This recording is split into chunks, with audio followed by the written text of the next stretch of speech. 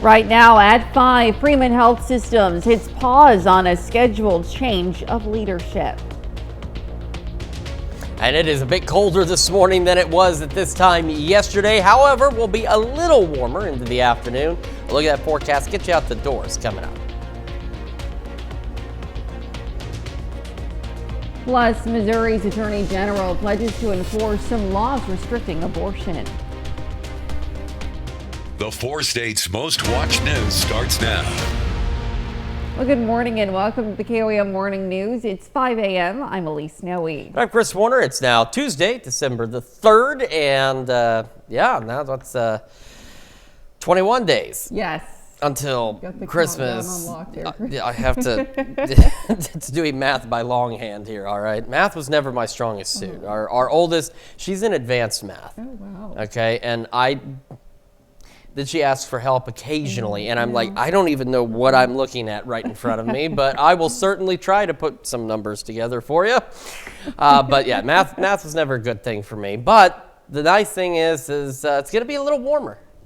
Which is great. I'm kidding. It's not going to be that great today. It's going to be a little warmer. It's going to be better tomorrow. It's going to be a lot better tomorrow. But first, we got to get through today. We'll start with a look outside from our camera in downtown Pittsburgh. Looking pretty good. Skies once again are clear. The winds are calm. MoDOT camera at 20th and range line. Also looking pretty good this morning as we get this Tuesday underway. And as we take a look at the future track into this afternoon. So because we're pretty cold this morning, we'll be a little slower to warm up by this afternoon, but we will eventually get up there mostly in the low 40s. We're also going to have that southwest wind out there. That's going to start gusting upwards of about 20 miles an hour on occasion, but otherwise clear skies looking pretty darn good. It won't be until tomorrow that we see a few additional clouds begin to build in. Current temperatures though, I had to get gas. I should have probably done it yesterday when it was like 3 degrees warmer, but I did not. 22 in Joplin, 21 in Pittsburgh, and around the region it is cold. And we mentioned there would be some teens. There are some teens. Look at that, 16 in Stockton. That's the cold spot this morning. 16. Otherwise, we've got upper teens and low 20s. So again, a very cold start to the day. Kids getting on the bus this morning. If you thought it was going to be cold, you would be absolutely right. Sunny skies, low 20s, maybe even some upper teens out there. But again, at least the winds will be calm. They will not begin to increase until later this morning out of the southwest with occasional gusts to 20. Still sunny, about 44 when the kids come home. So that's what I mean. We're going to be about 2 to 4 degrees warmer today than where we were yesterday, with more of us going low to mid 40s. Clear skies continue into the evening. The winds will start to ramp up this evening as well and into the overnight hours, and that's why it's going to be warmer for us tomorrow. But because we all seem to enjoy the Six Flags Mother Nature style, our temperatures are going to take a big dive on Thursday. We'll take a look at all that for you here in just a few more minutes. Elise? All right, Chris, thanks. Authorities found a former Kansas detective scheduled to go to trial yesterday dead from a gunshot wound. This was the scene outside the home of Roger Golubuski, who died from that gunshot wound. He was scheduled to appear for his trial for assault yesterday morning, but his attorney says he was, quote, despondent over media coverage. Now, Edwardsville police officers responded to Golubuski's home due to a reported gunshot. When they arrived, they found the former detective dead on his back porch. Police did not say if the incident was a suicide, but they did add there was no indications of foul play in the death of the 71-year-old. The Justice Department alleges Golubuski sexually assaulted 2 teenage victims over several years in the late 1990s and into the 2000s. A lawsuit claims KCK police, including Golubuski, covered up crimes. Yesterday's trial is the first of 2 federal cases against Golubuski. The second involves a sex trafficking ring at a KCK apartment complex. Well, yesterday, Governor Mike Parson informed the state of Missouri will carry out the death sentence of Chris Collins. According to a statement from the governor's office, the execution will be carried out tonight. Collins confessed to abducting, raping, and killing 9-year-old Rowan Ford before throwing her body into a sinkhole. Now, this will mark the 4th execution in the state of Missouri for 2024. Firefighters responded to a house fire in Oswego, Kansas Sunday night. On scene, crews discovered a single-family residence. Responders discovered 2 adult victims inside the house. Resuscitation efforts were unsuccessful and both victims died from their injuries. The Kansas State Fire Marshal Investigation Division was requested to assist, although crews suspect nothing suspicious about the fire. And now you can stay up to date with the latest news, weather, and sports with the KOAM Plus TV streaming app. It's available on Amazon Fire TV, Android TV, Apple TV Plus, and Roku. The player is also available on our news and weather apps, as well as our website. Watch live streaming anytime, absolutely free. The KOAM Plus TV streaming app.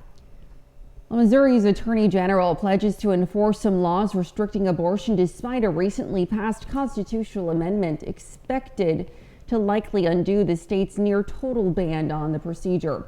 KOAM Samantha Walker brings us more and breaks down what this means. In November, voters passed Amendment 3, which removes the state's abortion ban, but allows it to be restricted or banned after fetal viability, except to protect the life or health of the mother. In an opinion to incoming Governor Mike Kehoe, Missouri Attorney General Andrew Bailey wrote that his office will continue enforcing a ban on abortion after fetal viability.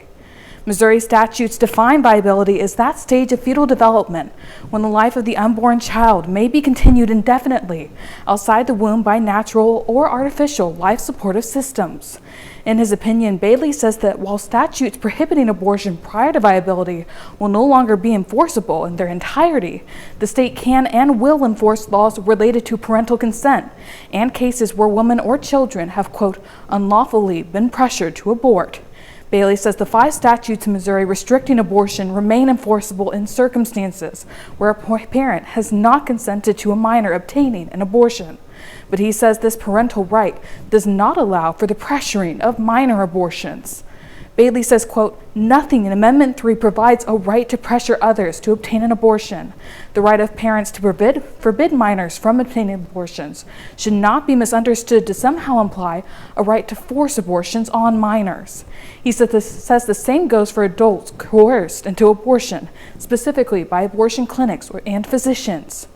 Bailey also says the U.S. Constitution permits the AG and other officials to continue enforcing these statutes under various circumstances.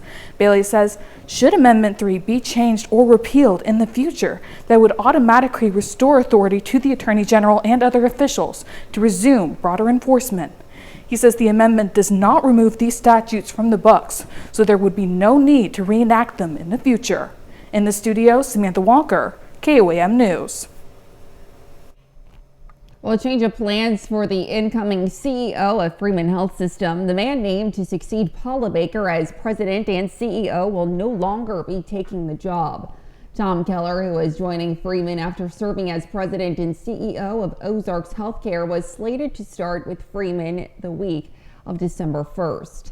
In a statement, a Freeman spokesperson verified Tom Keller will not be assuming the position of president and CEO of Freeman Health System as previously announced. In the meantime, Paula Baker will remain in her position until a new officer is seated. Baker has led Freeman Health System for the past 13 years. She announced plans to retire earlier this year. And that's a look at this morning's top stories and weather in our first 7 minutes. Coming up on the KOAM Morning News. A pair of local teams face off in the CJ Classic. We'll have those details. Plus, Volkswagen workers went on a 2-hour strike in Germany as part of a nationwide strike. And we have a warmer and sunny day today. We'll have what to expect with Chris Warner in the Skywatch Weather Center. You're watching the KOAM Morning News. We'll be right back.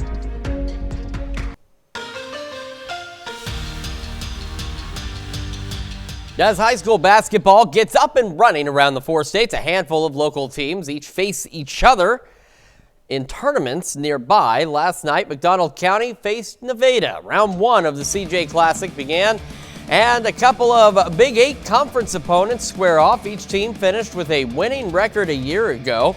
In the first quarter, this shot is blocked, but Dakota O'Brien is there for the putback. McDonald County leads early. Later in the half, nice pass here. It's going to set up Hallie Richmond.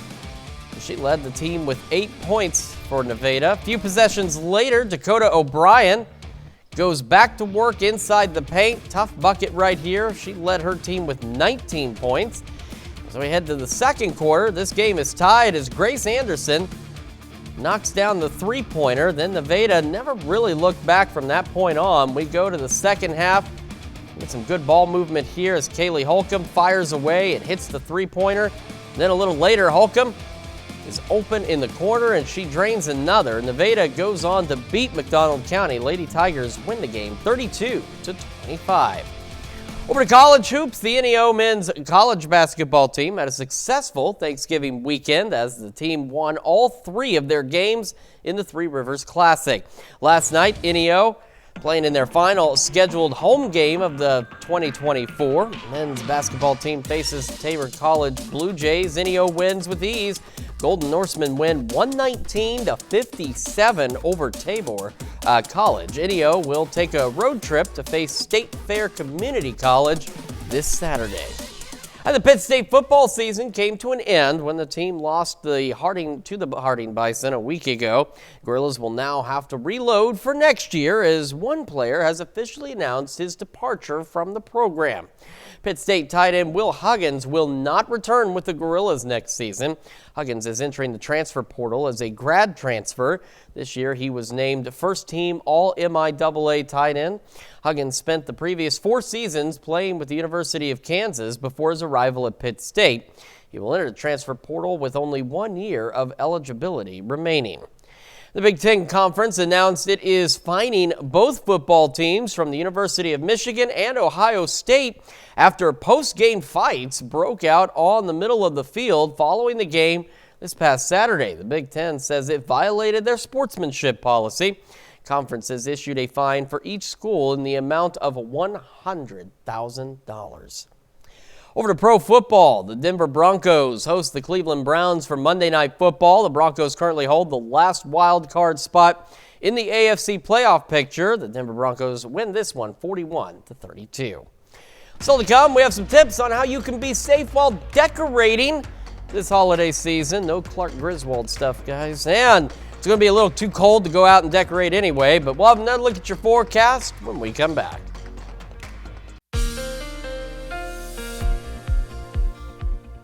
Welcome back to the KOAM Morning News, 517 on this Tuesday morning. And we're going to start with the future track today. There's not a lot to show over the next couple of days other than just temperatures doing their weird thing they've been doing for next week, by the way, will be like the 7th week. 9th week, something like that. All I know is it's been a long time that we've not been able to steady out. Into the afternoon, winds out of the southwest, occasionally gusting upwards of 20 miles an hour, and temperatures will be a couple of degrees warmer for most of us today. And we'll head into the evening hours. The winds will pick up out of the south, and clouds begin to pick up toward the early morning tomorrow. So we're going to have initially a clear night, and as we get closer to rise and shine time on Wednesday, we'll start partly cloudy. Now with the south winds gusting upwards of 30 miles an hour. Our temperatures overnight don't really fall back too far, and we're going to be starting somewhat mild. I mean, keep in mind, these were our highs yesterday for most locations, and that's where we're going to start tomorrow. Upper 30s, maybe even a couple of low 40s. Partly cloudy skies, breezy through our Wednesday. By the afternoon, the winds shift out of the west, still gusting upwards of 30 miles an hour. But then take a look at these temperatures Wednesday. Yeah. We're getting into the upper 50s, maybe even a couple of 60-degree readings out there. And then, just wait, then we go into Thursday. Now Thursday, Wednesday night into Thursday, now we're back to a pretty cold start, upper 20s, low 30s.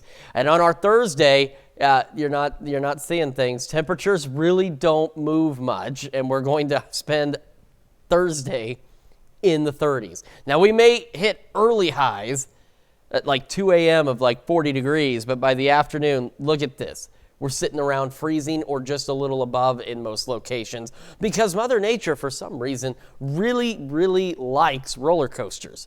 22 in Joplin right now, and the winds are calm and around the region. Again, it's colder this morning than where we were yesterday by a few degrees. We got 16 still in Stockton as the cold spot, 18 Fort Scott. The rest of us for now in the low 20s. As we go through the morning, low 20s to start, cold, sunny.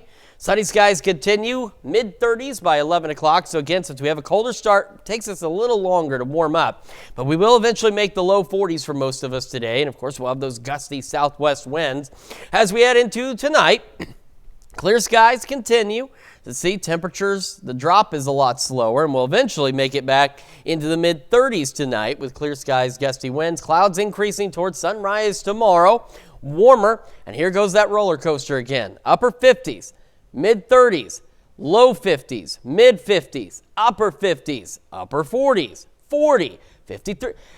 I don't control it, okay? This is just what the expectation is. It is going to get cold, then it's going to warm right back up. Maybe some showers Saturday, maybe a few showers on Monday. Temperatures just are all over the place out there. They go from cold to warm to cold to warm. And I'm sure a lot of you folks at home are probably a little tired of it. And I imagine some of you probably feeling a little sick these days because Mother Nature can't make up her mind. And unfortunately, she's not going to do so anytime soon. Let's check your forecast. We will be back with Health Watch right after this. Topping Health Watch this morning. As you prepare to decorate this holiday season, experts are sharing tips to ensure safety while you deck the halls. According to the Consumer Product Safety Commission, about 15,000 people were treated in emergency rooms due to holiday decorating related injuries last year. Cleveland Clinic doctors are reminding us of precautions to take in order to avoid unnecessary injuries. When you're using ladders, don't overextend your reach to hang Christmas lights, and make sure to move the ladder to the next spot within your reach. When it comes to Christmas lights, make sure to inspect for frayed wiring and broken bulbs to avoid fire hazards.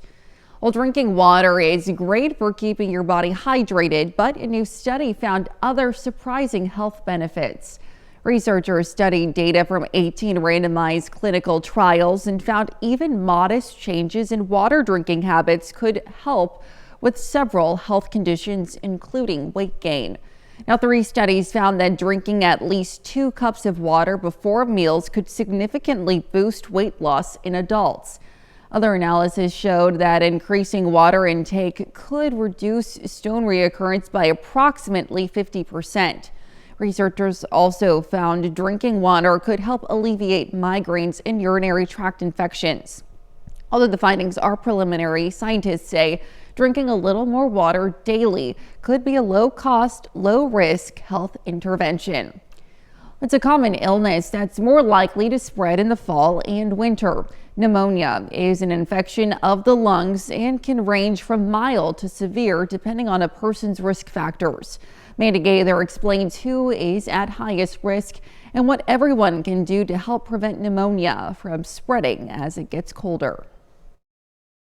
Every year in the U.S., pneumonia causes more than 1 million hospitalizations and more than 50,000 deaths. This is the time of year where respiratory viruses start picking up. Pulmonary Dr. Joseph Cabaza with Cleveland Clinic says there are several types of infectious pneumonia, but bacteria and viruses are common causes of the lung infection. People at increased risk are adults 65 and older, and that risk continues increasing with age. And children younger than 5, the younger they are, the higher the risk. Chronic medical conditions can also put a person in danger, including heart disease, liver disease, lung disease, diabetes, and those with a weakened immune system. Close spaces and minimal ventilation, that's kind of a perfect storm for anything that's spread via an aerosolized way. That's why Cabaza says colder months, when people spend more time together indoors, makes it easier for all germs to spread. He says a key to protecting yourself and loved ones is vaccination. The big 3 that can give us really bad viral pneumonias, let alone bad viral illnesses, are influenza, COVID, and RSV.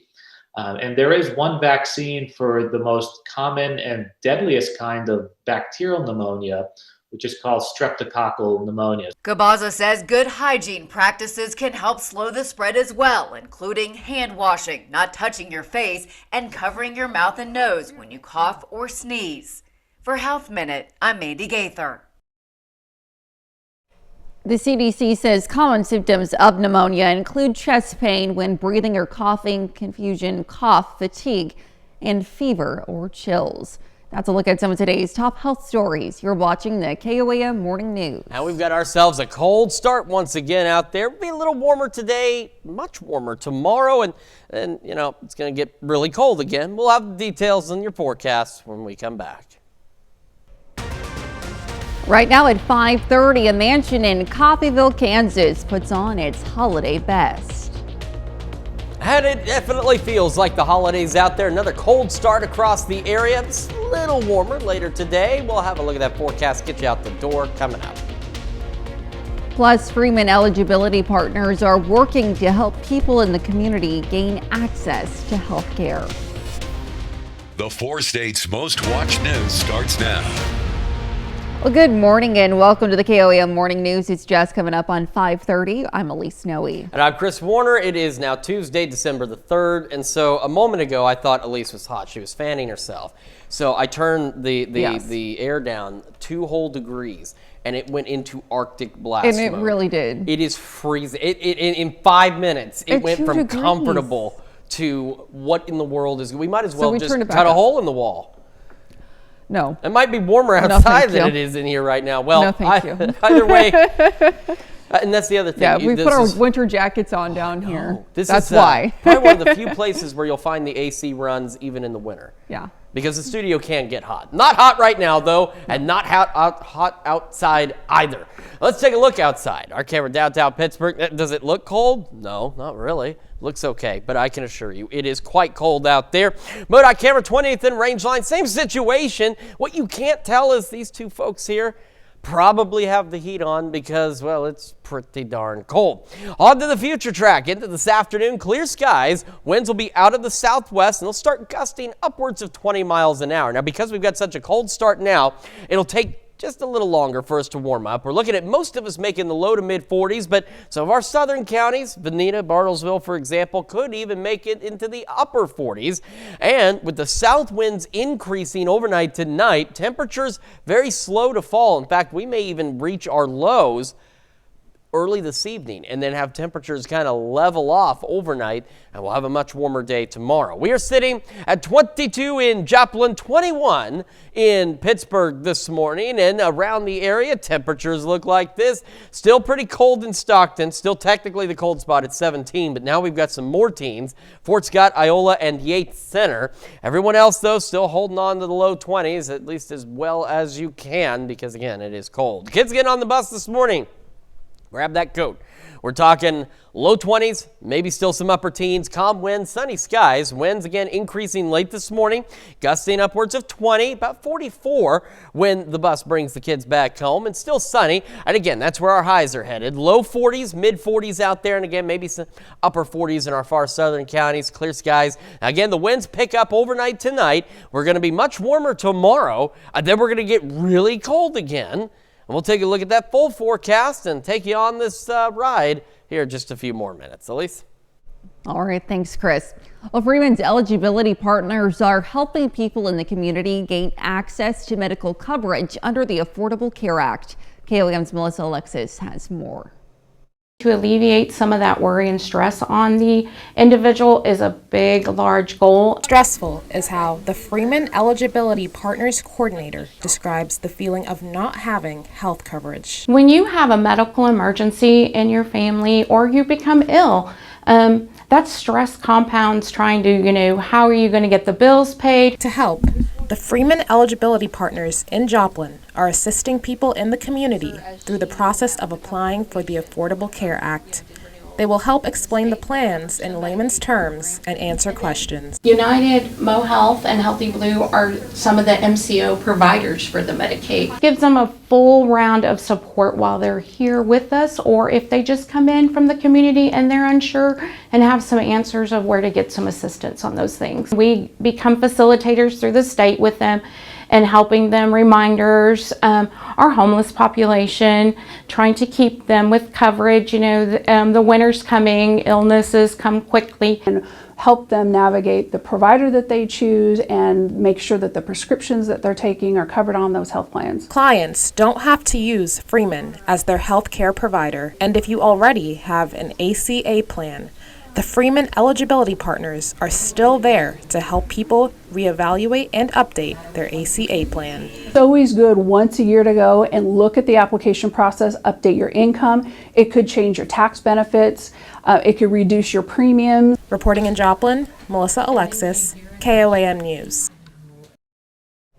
The service is free to anyone, not just Freeman customers. Now, the information to contact them for an appointment is on our website. That's KOAMnewsnow.com. The Brown Mansion is set to sparkle with holiday magic as it hosts 2024 annual candlelit tours. Now, these tours are a long-standing tradition, offering visitors a chance to step back in time and experience the holiday season in a way only the Brown Mansion can provide. The event will feature 130 Christmas trees provided and decorated by local businesses and organizations. The money earned from the event will go toward the historical upkeep of the building. A lot of upkeep with the Brown Mansion, and we just need to make sure that we can, also pay for insurance, also pay for utilities every year. And we just want to share the wonderful Brown Mansion story in this beautiful home. It's so unique. The tickets for tours are on sale now, and those tours will start on December 15th and end just 2 days shy of Christmas. While you're out Christmas shopping, don't forget about Toy Box Tuesday. Today, we'll have volunteers manning the phones during our noon, 5, 6, and 9 o'clock newscasts. Now, it's your chance to make Christmas a little brighter for every kid in the 4 states. And speaking of holiday spirit, catch some Christmas cheer tonight at the Joplin Christmas Parade. The city of Joplin will not allow parking along Main Street starting at 3 p.m. Main Street from 15th to 26th will also close at that time. At 4:30, the closure expands up to Main and 2nd Street. More than 100 entries are expected in this year's parade. It starts at 6 p.m. at the corner of Main and 15th. And that's a look at our top news stories coming up this half hour on the KOAM Morning News. A small migrant caravan sets out from southern Mexico to the U.S. to seek asylum. Plus, Ukraine's president may be open to negotiation over his war against Russia. We'll have the latest. You're watching the KOAM Morning News. Topping World Watch. A small migrant caravan has set out from southern Mexico heading toward the United States. On Sunday, about 1,500 people, mostly from Venezuela, Cuba, Haiti, Colombia, Guatemala, and Honduras, began walking from Tapachula near Mexico's southern border with Guatemala. Now, they left at night to avoid the scorching daytime heat, but the group is not expected to get to the border. Over the weekend, authorities broke up 2 other small caravans that were headed to the U.S. Migrants have said they're concerned that when President-elect Trump takes office, he will eliminate the cell phone app CBP1 that makes asylum claims more orderly. Well, Volkswagen workers hit the picket lines in Germany as part of a nationwide strike. Hundreds of workers staged a 2-hour strike yesterday at 9 plants across Germany, including the company's home base in Wolfsburg. Workers rallied against proposed pay cuts and planned closures of 3 of its German plants. Now, Volkswagen is demanding a 10% pay cut for 120,000 German workers, saying it must lower costs in Germany to levels achieved by competitors and by Volkswagen plants in Eastern Europe and South America. Employee representatives say the employees should not shoulder the burden of management failures. Well, chaos erupting at a soccer stadium in southern Guinea's largest city Sunday afternoon, leaving at least 56 people dead. Now, a stampede broke out during the final of a local tournament. Security officials used tear gas on the crowd following a disputed penalty that angered supporters, according to local media. Between 20 and 30,000 people were at the stadium. Many were crushed as they attempted to escape through the stadium gates. Now, it's not clear if the death toll will grow any further. Ukraine's president is signaling he may be open to negotiation over his war against Russia's invasion. Vladimir Zelensky is suggesting he may be willing to give up some captured territory, but there is a condition, and it is a big one. Jennifer Griffin has the latest from the Pentagon. On his first visit to Ukraine in 2.5 years, German Chancellor Olaf Scholz joined President Zelensky and bowed his head in front of the memorial to fallen soldiers, where new flags are added daily to mark the deaths of those killed fighting the Russian invasion. Scholz pledged military weapons worth 650 million euros, an olive branch after Zelensky criticized the German leader's recent phone call with Vladimir Putin. In a major shift, President Zelensky signaled for the first time last week a compromise to end the war. But if we want to stop the hot stage of the war, we should take under NATO umbrella the territory of Ukraine that we have under our control. That's what we need to do fast. And then Ukraine can get back the other part of its territory diplomatically. Adding NATO membership is the only way to guarantee Putin does not return. It's the first time the Ukrainian leader has suggested freezing the current boundaries of the bloody conflict in what could result in a ceasefire similar to the armistice that has held on the Korean peninsula for more than 70 years. President-elect Trump's new special envoy for Ukraine, retired General Keith Kellogg, said allowing Ukraine to fire long-range U.S. weapons into Russia gives the incoming president leverage. President Trump has always said that you never put your options on the table. The president is very clear, though, by naming a special envoy, that he was very serious about his campaign promises to end the war, and he said stop the killing. The Biden administration announced today the next tranche in military aid for Ukraine, $725 million more in counter-drone systems, anti-personnel landmines, and munitions. The anti-personnel mines will be used to slow Russian and North Korean troops from advancing in the Kursk region. And that's a look at some of your biggest headlines from around the world. We'll be right back. Welcome back to the KOAM Morning News. It is 5:45 now on this Tuesday morning. And again, we're going to start with the future track. Now, there's not really a lot to show, but we are going to continue this wild roller coaster ride. I'm sorry. There's really no other way to describe it. It's up and down and up and down. And it has been that way going on almost 5 or 6 weeks at this point, which is just absolutely crazy. Usually, in any season, we settle into a pattern where temperatures, they'll fluctuate a little bit from day to day, but not in the crazy ways that we've been seeing the last few weeks, and that continues this week as well. So because we got a colder start today, we're going to be a little slower to warm up, but believe it or not, we will be a little warmer, and some of that is courtesy a southwest breeze that'll be gusting occasionally upwards of 20 miles an hour. So most of us should be about 2, maybe 4 degrees warmer than yesterday. So not a big warm up, but a little better. Now, temperatures will fall slowly. Winds increasing out of the south. In fact, we may even reach our overnight lows as early as 8 o'clock this evening, and then temperatures just kind of flatline for a little bit. Towards sunrise tomorrow, clouds begin to increase. We're going to start to go partly cloudy, and we'll have a slightly milder start. As you can see, temperatures already upper 30s, maybe even a couple of low 40s out there at 5 o'clock tomorrow morning. We'll have the south winds gusting upwards of 30 miles an hour overnight tonight into tomorrow. So winds increase, and then by the afternoon tomorrow, those winds shift out of the west, and they'll still be gusting upwards of about 30 miles an hour.